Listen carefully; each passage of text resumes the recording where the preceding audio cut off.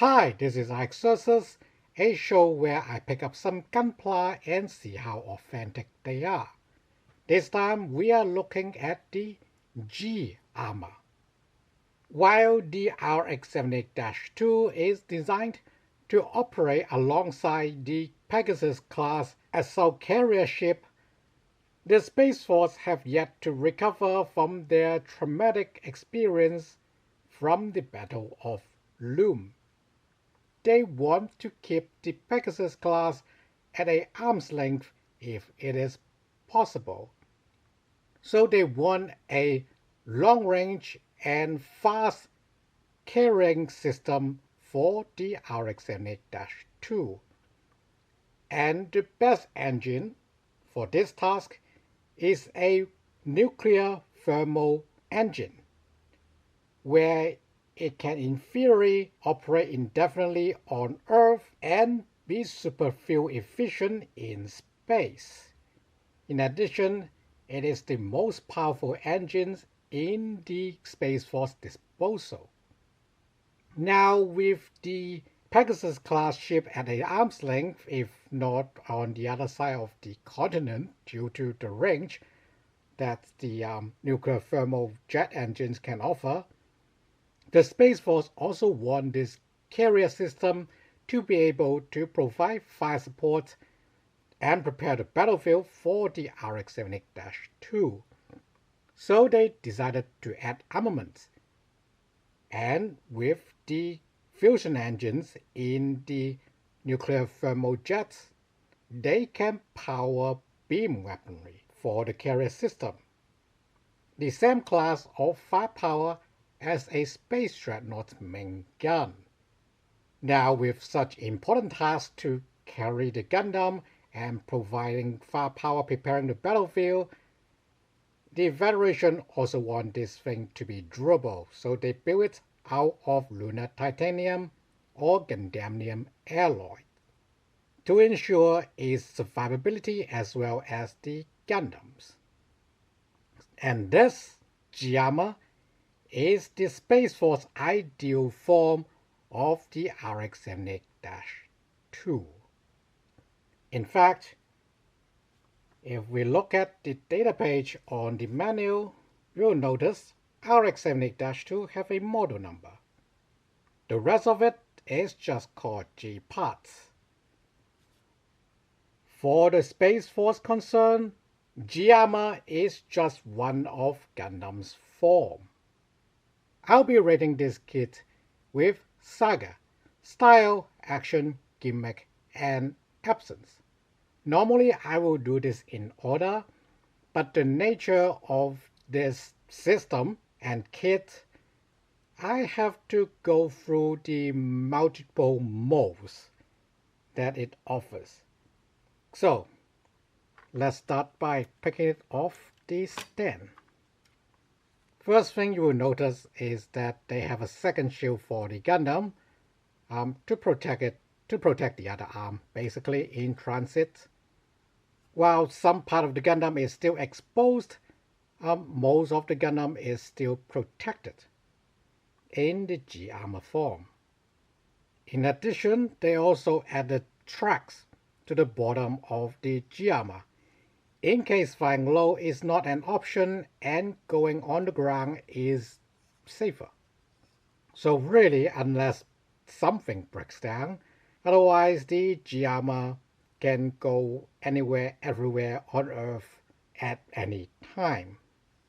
But anyways, this form, the G-armor form, is basically just a transitional form, where basically Gundam is being launched from very far off, and then before the battle commences, the weapons on board of the support system would prep the battlefield so that Gundam can land safely.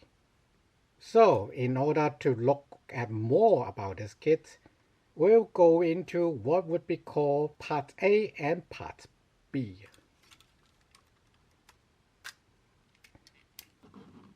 This is Part A and Part B of G-armor, or better known as the G-Bull and the G-Sky.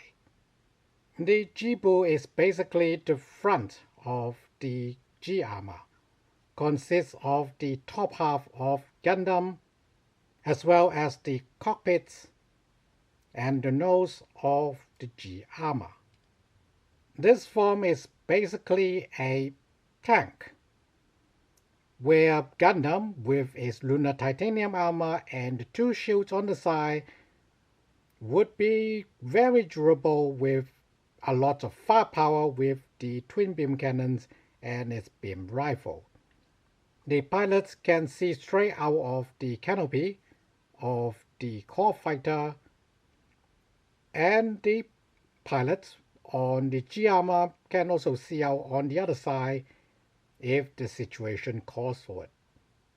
In addition, the Jibu can be operated without the core fighter.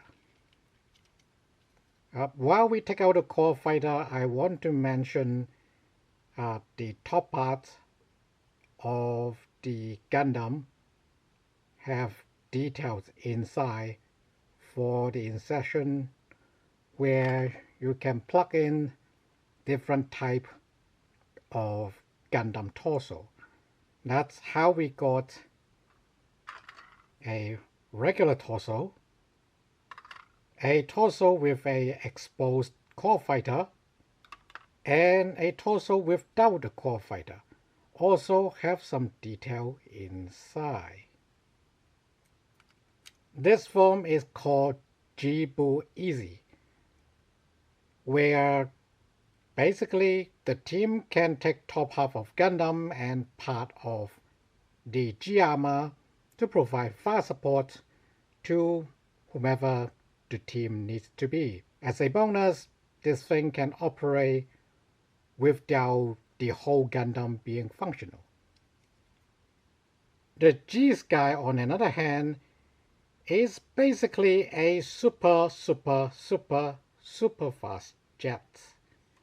Not only is most of the weight and armament on Part A is gone, but is also in a lot more aerodynamic shape.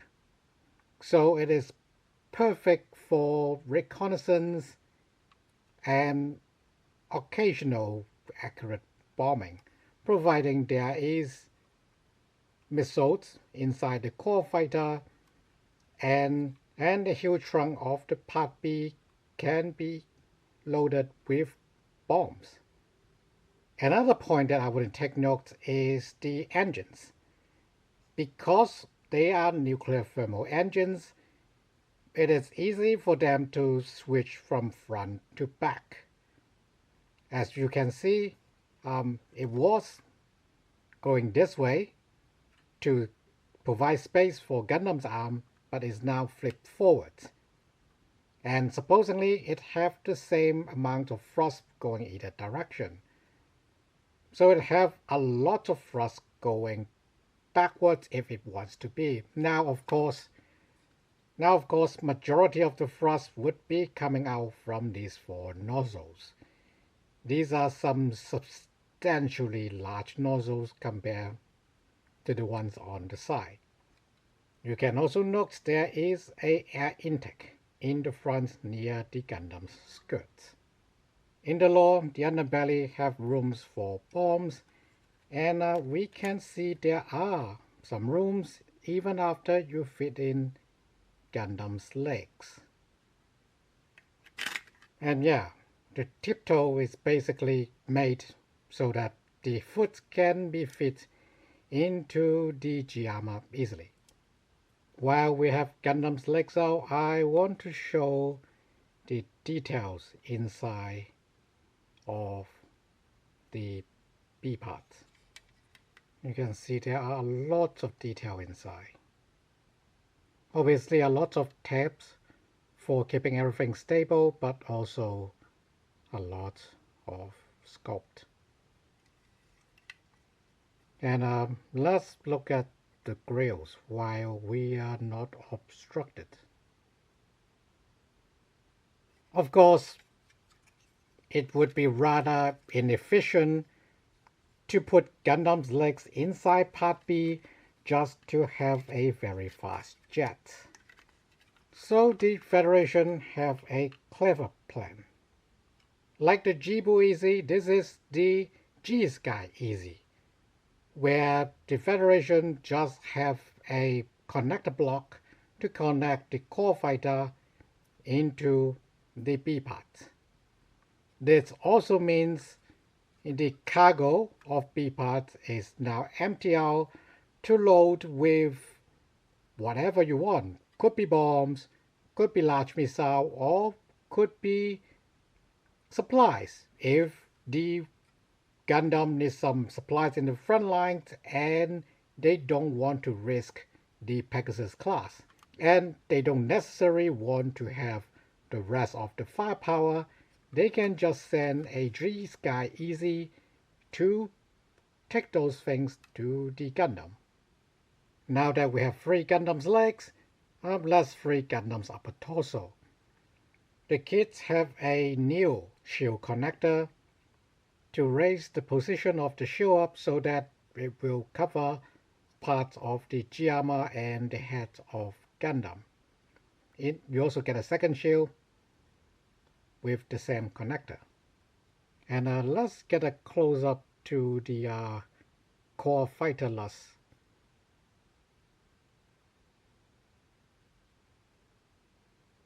And yeah, the Gundam looks pretty convincing. That is just the top half without the core fighter. Now let's put it back together. Now we'll put Gundam sort of back together for even more modes. Yeah, they have this additional movement for the front skirts, but it's usually blocked by Gundam's torso, so it's only really accessible for this combination parts. This is Gundam MA Mode, MA as in mobile armor. It is sort of done on the field as a way to increase the Gundam speed in order to catch up to the Zeon mobile armor.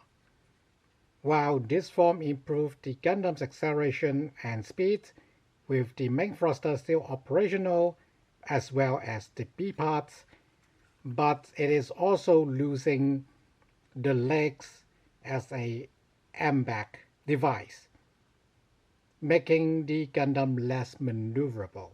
So the white base crew quickly abandoned this form and decided there is a better way to do this. This brings us to the most famous form of the G-parts, the G-Fighter, which is a bit of a misnomer because it is in no way a dogfighting machine, although it is quite admirable at doing that with all the thrust and power.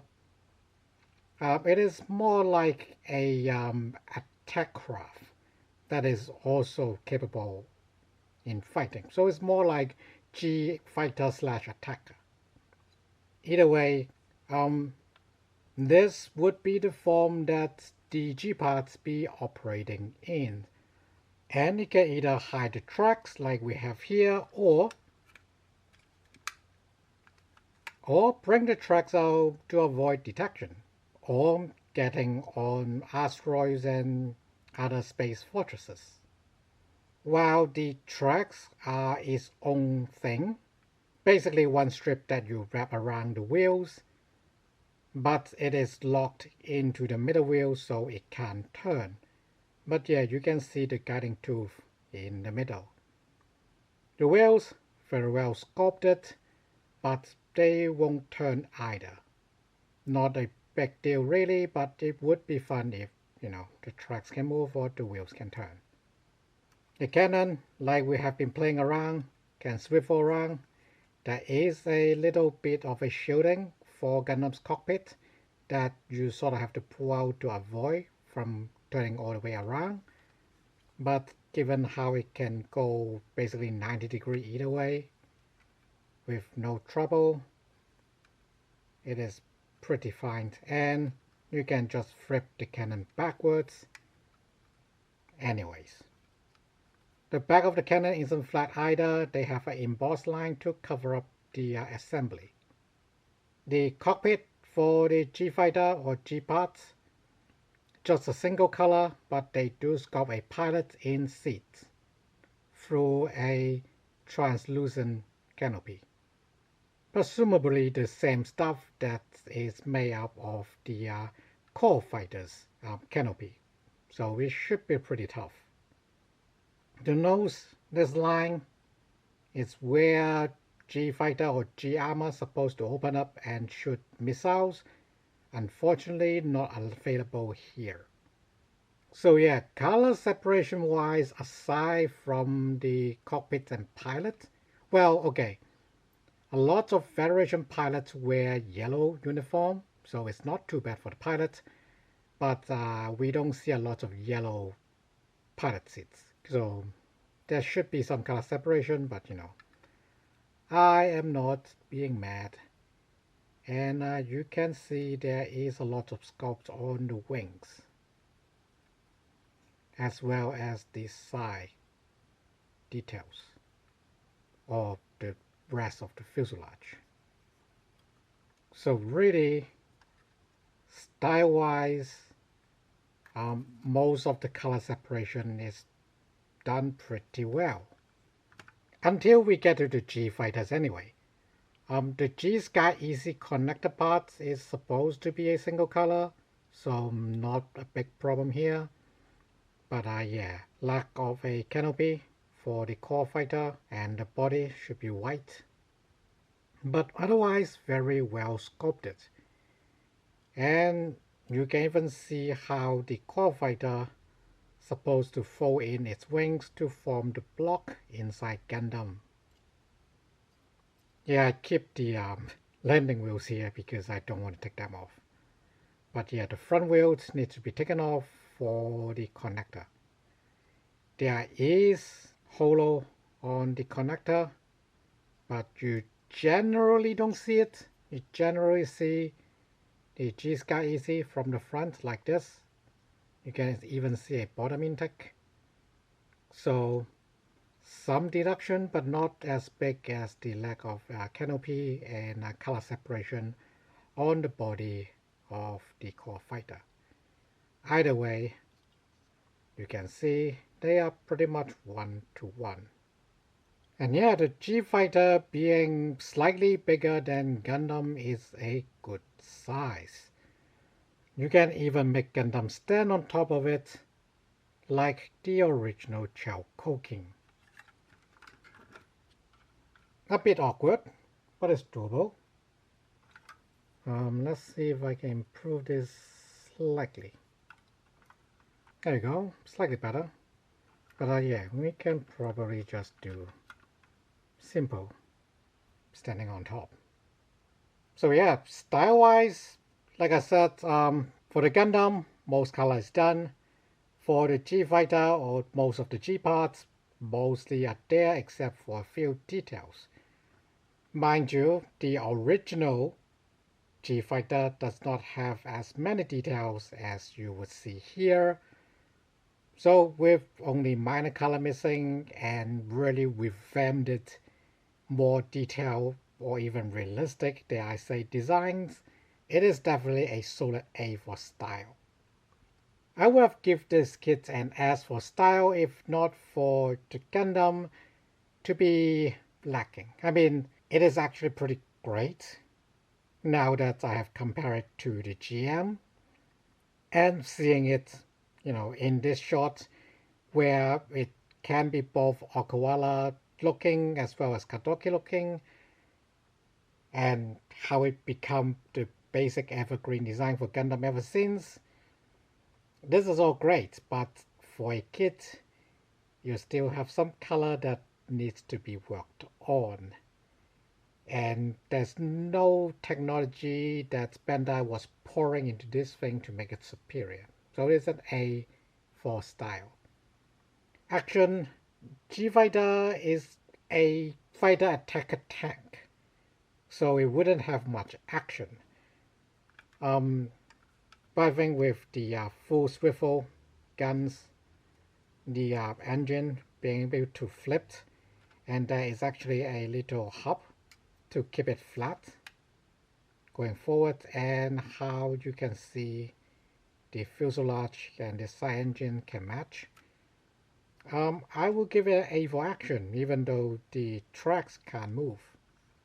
It is still solid action to pose around. Gimmick is where this kit shines. It can go for all the different configuration that the Gundam and G parts can go through. And then some. For example, standing on top, and MA mode, and anything in between if you really wanted to.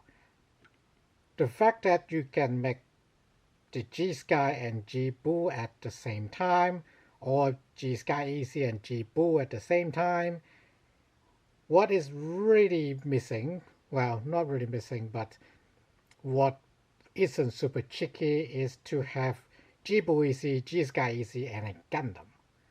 Although that's not supposed to be done anyway. So, gimmick-wise, oh yeah, now that Gundam is out of the G armor, it can have its bazooka back. And yeah, the beam saber, their holster have a joint for them to go in closer to get inside G fighter.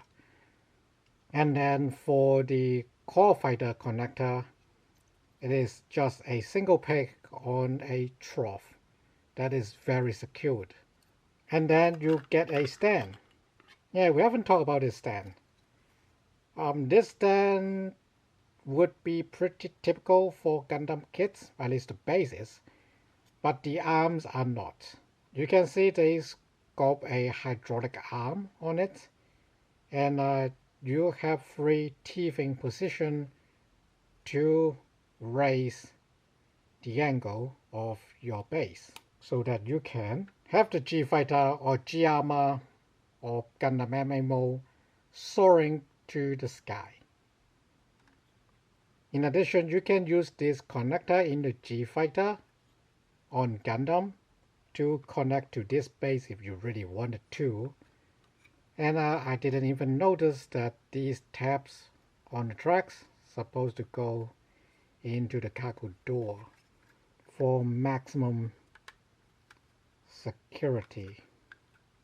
A very good base, supply you with different midsection for either the G fighter or Gundam, and then both Gundam and G fighter is complete on their own. I have to give an S for gimmick for this kit. Finally is absence. To be honest, I don't think this kit should have anything less than S.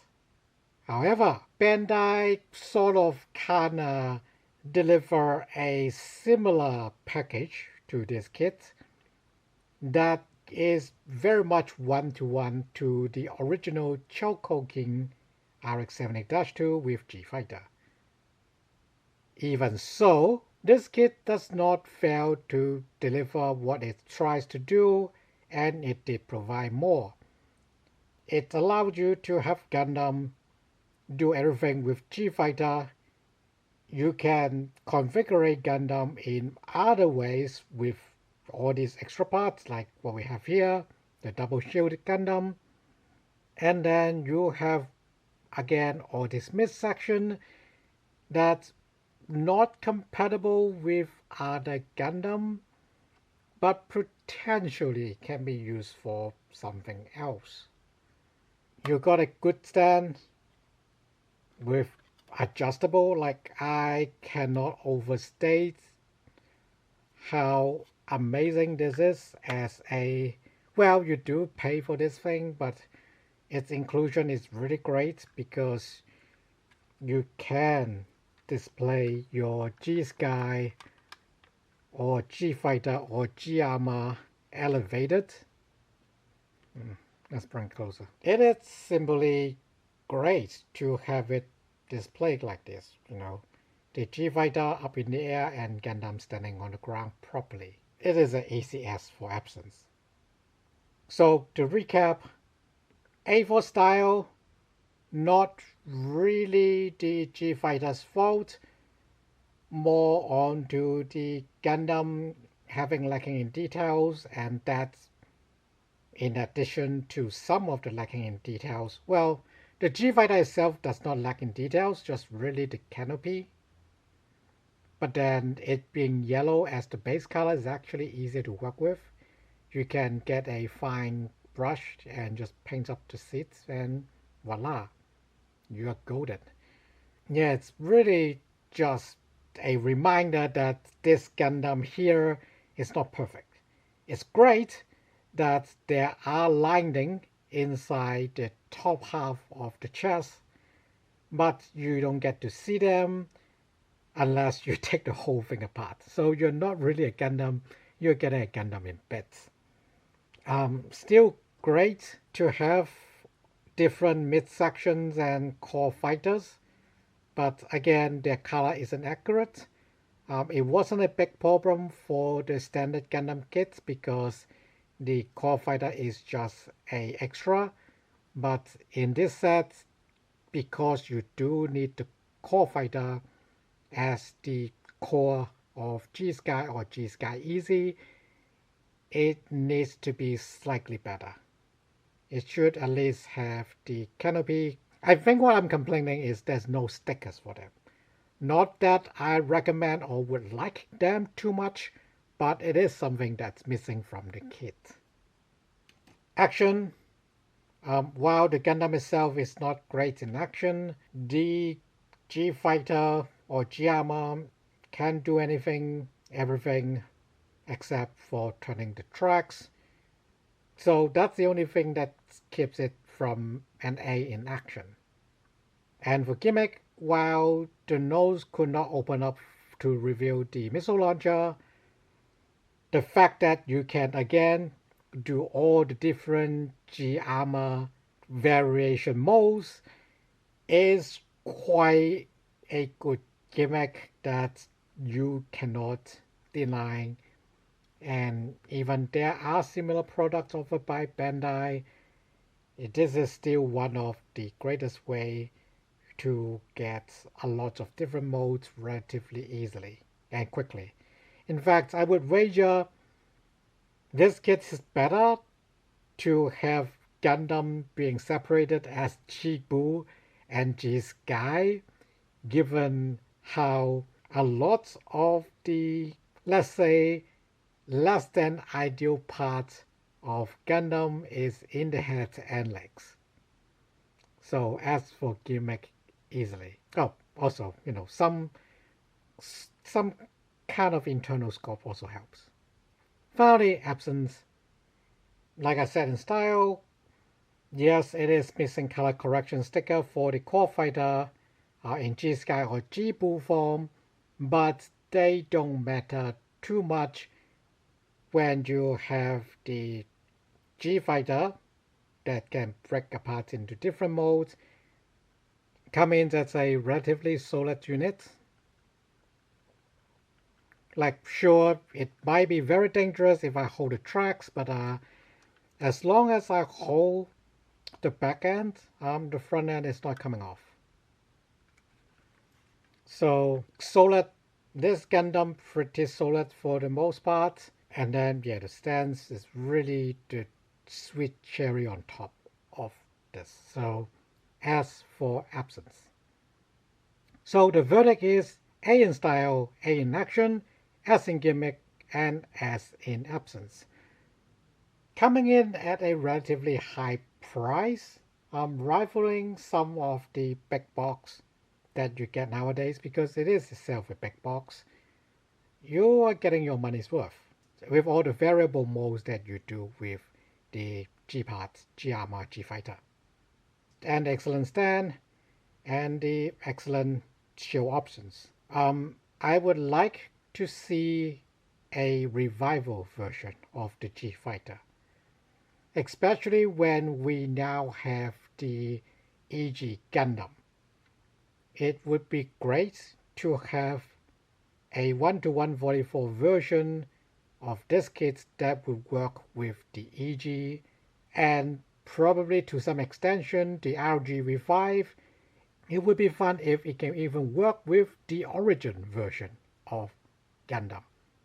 I mean, they may as well make it a the origin version to match the style if they want to, or they could just make a revive, or this could be a option parts line where instead of the relatively considerate and law accurate breaking apart for different modes, it is a more solid construction, so not a lot of hollow and doors trying to hold into each other, but solid building blocks where you kind of attach the skirt of Gundam to the B part to form the Gundam MA Mode, so that you got an overall more solid construction that is less complicated and easier to paint.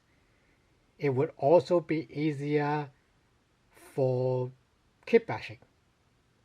That could be a nice idea. But yeah, aside from that, I would say this kit remains, I want to say, the best way to get a G fighter. Like, sure, the MG version exists. Okay, that's an entire there's an entire different topic that I have not really a beef, just some personal opinions about MG overall. But yeah, this is one of the easiest way for you to get a G fighter if you can find it. The Robot Tamashi version is nice too, but obviously the Robot Tamashi version is more expensive, but you do get some nice effects. So I would say this is an easier win that I would recommend people to get to see if they like the idea of G-Armor / G-Fighter / G-Boo and G-Sky. Thanks for watching. See you next time.